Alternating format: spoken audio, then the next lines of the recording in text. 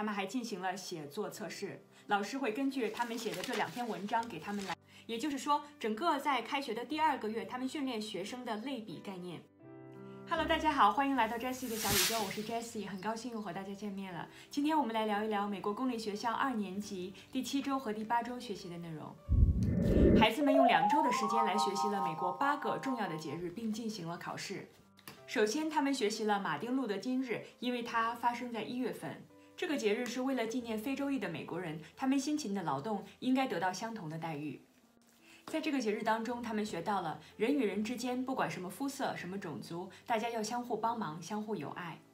孩子们学习的第2个节日就是美国总统日，有的时候也会被叫做乔治华盛顿日，它发生在2月份。设立这个节日是为了 honor 所有的美国总统，特别是为了纪念美国的开国总统乔治华盛顿。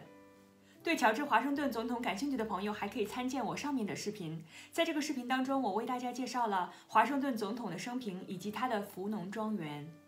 在学习总统日的过程当中，老师会让学生们想一想，如果你是总统，你会做什么事情呢？并写下来。莉莉写下了她的答案，她是这样写的：如果我是总统的话，我会确保每个人都会被相同的对待，我会确保世界变得更好。我也会为了大家获得相同的权利而奋斗。这就是孩子们的心声，是不是很可爱？孩子们学习的第3个节日是 Memorial Day， 美国的国殇日，它发生在5月份。这个节日是为了纪念在战争中为了美国而牺牲的所有的人。孩子们学到了和美国相关的一些战争，并且以视频的形式还参观了一些战争纪念园，比如说2战纪念园、韩战纪念园以及越战纪念园。老师希望他们画下来韩战纪念园、越战纪念园以及2战纪念园的样子，这个是莉莉画的。老师还要求大家画出了他们自己的想法。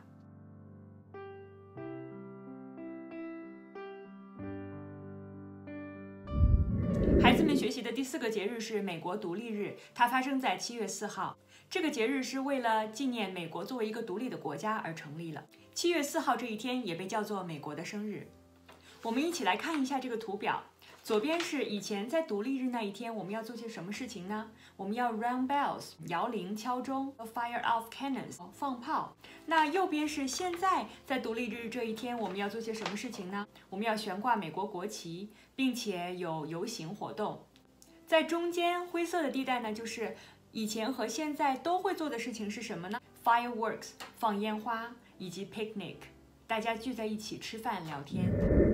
第5个节日 Labor Day， 它发生在9月份。这个节日是为了感谢所有为美国做出贡献的人。第6个节日哥伦布日，这个节日是为了纪念哥伦布发现了美洲这一片大陆。学生们了解到，在1492年哥伦布登上了美洲这片土地。这个事件之后，欧洲的很多国家都到美洲大陆来寻宝。这个节日最开始的设立是为了纪念哥伦布发现了美洲这片大陆。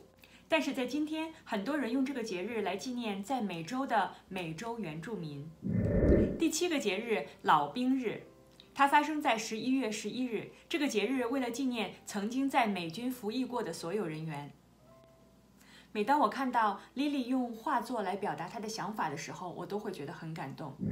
第8个节日感恩节，美国的感恩节和加拿大的感恩节不同，美国的感恩节发生在11月。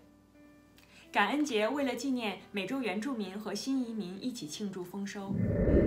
第1幅画的是以前的感恩节是什么样子？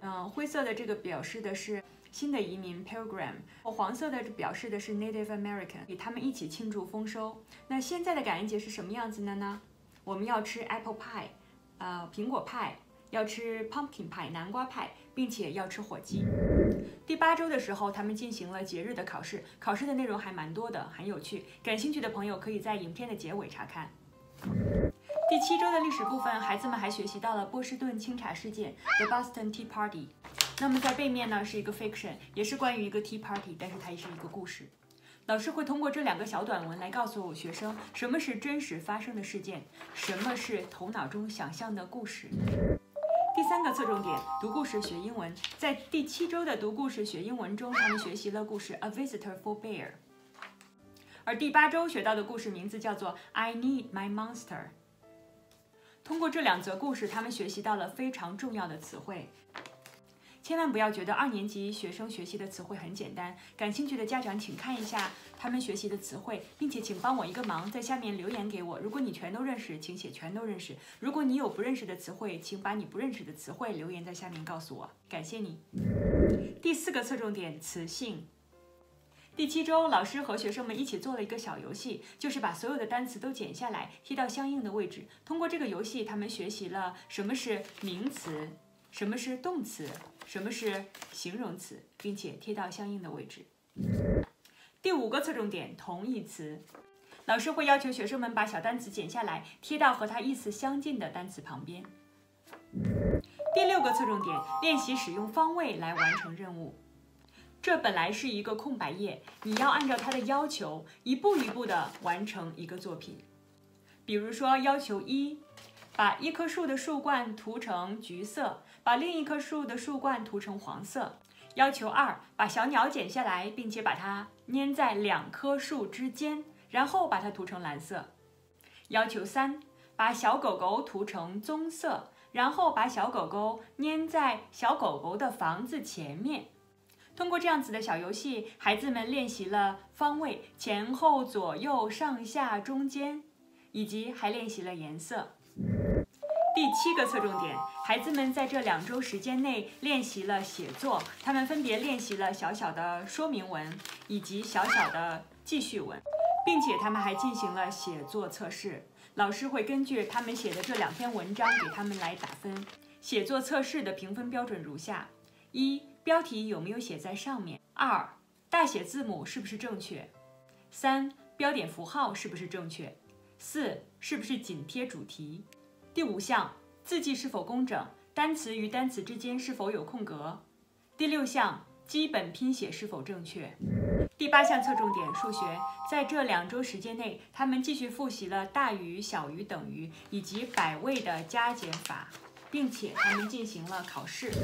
第2部分，我们来聊一聊美国天赋计划项目。